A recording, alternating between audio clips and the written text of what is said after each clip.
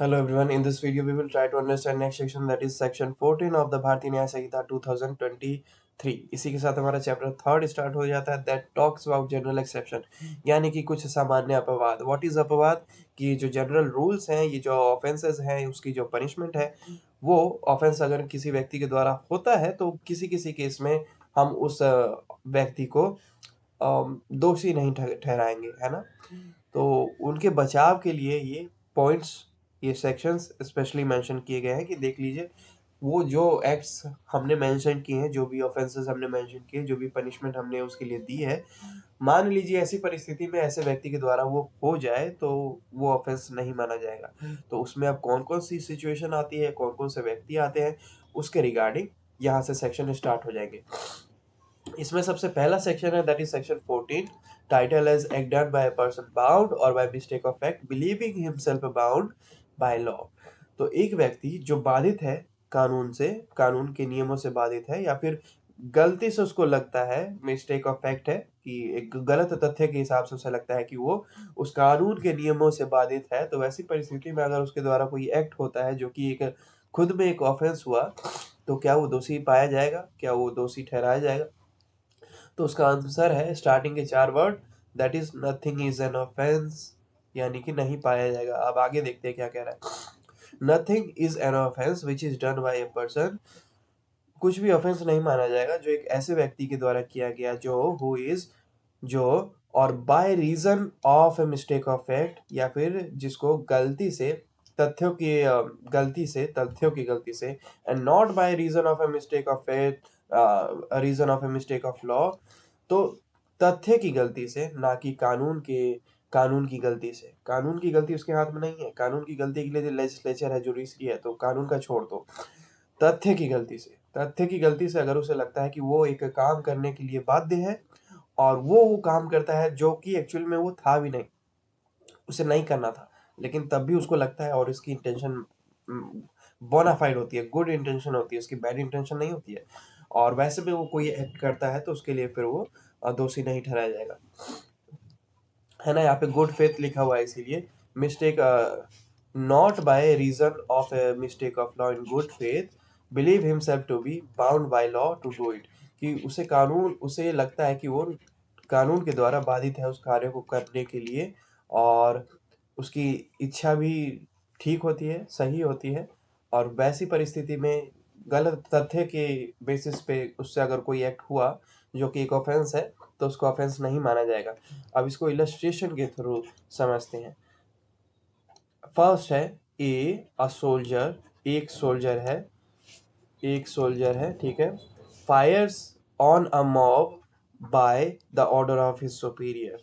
अब यहाँ पे ये मान लीजिए ये बी इसके सुपीरियर है भाई, ये सीनियर है. अब इनके ऑर्डर्स फॉलो करने हैं ए को, क्योंकि ये जूनियर है. यहाँ पर है मॉब, बहुत सारे लोग, ठीक है. ये हो गए बहुत सारे लोग, mob. A soldier fires on a mob by order of his superior. अब ये कहते हैं, बी कहते हैं ए को कि मॉब वहां से आ रही है, उन पे फायर कर दो. तो फिर ए फायर कर देते हैं मॉब पे, इन conformity with the command of the law. क्योंकि लॉ भी यही कहता है कि अपनी सुपीरियर की बात, आपको अपने सुपीरियर के ऑर्डर आपको फॉलो करने पड़ेंगे. आप बाधित है अपने सुपीरियर के ऑर्डर फॉलो करने के लिए. ऐसी परिस्थिति में A has committed no offence. ऐसी परिस्थिति में अगर बोनाफाइड इंटेंशन हुआ, ऑर्डर्स ऐसे ही थे, जेन्युइन ऑर्डर्स थे, तो ऐसी परिस्थिति में इनके द्वारा, ए के द्वारा अगर किसी व्यक्ति को क्षति भी पहुंच जाती है, तो वो एक ऑफेंस नहीं माना जाएगा, क्योंकि ये डिफेंस में ही कुछ कर रहे हैं, स्टेट के फेवर में कुछ कर रहे हैं. और स्टेट क्यों चाहेगा कि उनके जो सिविलियंस हैं उनको किसी प्रकार का नुकसान हो. तो हो सकता है ये उपद्रवी हो, ये कुछ ऐसा एक्शन कर रहे हो जो कि पब्लिक पीस के लिए सही नहीं हो, तो ऐसी परिस्थिति में इनको कंट्रोल करने के लिए इनको चेतावनी भी दी गई हो, वार्निंग दी गई हो, तब भी नहीं मान रहे हैं, तो ऐसी परिस्थिति में ये अटैक और कर रहे हैं। तो ऐसी परिस्थिति में ऐसी सिचुएशन इनबिल्ट हो जाती है कि सीनियर को लगता है कि अब चीज़ें मैनेज नहीं होंगी, तो फिर वो अपने जूनियर्स को कमांड देते हैं कि आप फायर कीजिए। तो ऐसी परिस्थिति में अगर किसी को क्षति पहुंचती है तो वो ये ए के अगेंस्ट में इनमें से कोई व्यक्ति वो नहीं कर सकता,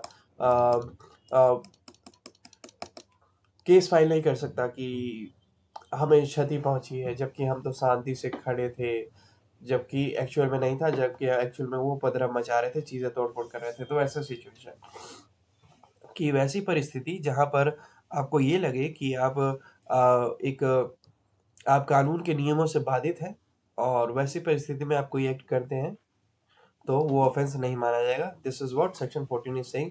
इसका बी इलस्ट्रेशन देखते हैं। A an officer of a court, A एक ऑफिसर है कोर्ट का, being order by that court to arrest C, arrest Y.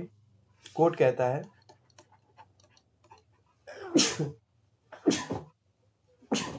Court कहता है ए से कि जाओ वाई को अरेस्ट कर लो। आफ्टर ड्यू इंक्वायरी ए जाता भी है, इंक्वायरी भी करता है। आप ए को लगता है कि जेड वाई है। जेड कौन है? ये जेड वाई है, और जेड को अरेस्ट कर लेता है।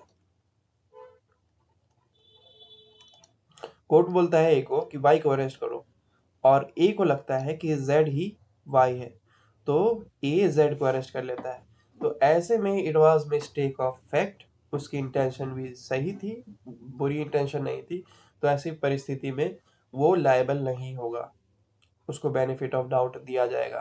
This is what section of 14 is trying to say, कि कोई भी व्यक्ति जो कानून के नियमों से बाधित है, और कानून के नियमों की गलती से नहीं, बल्कि तथ्य की गलती से उसे कुछ ऐसा करना पड़े जो उसे लगे कि वो कानूनी रूप से उसे वो करना था।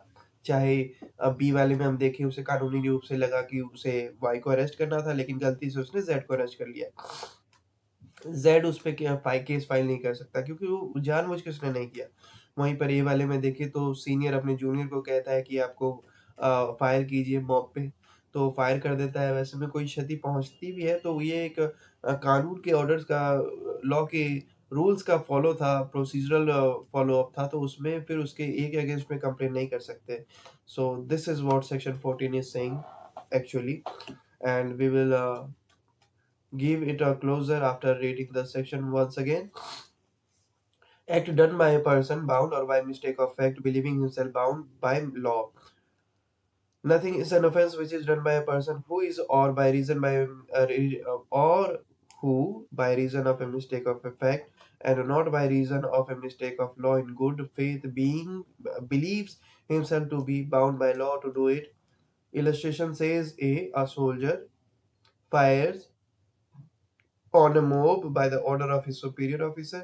In conformity with the commands of the law, A has committed no offense. Then B, A, an officer of a court, being ordered by that court to arrest Y, and after due inquiry, believing Z to be Y, arrest Z. A has committed no offense, and this was section 14. I hope समझ में आया हो। ना आया हो तो please question पूछ लीजिएगा। I will give my best to answer that question. Okay.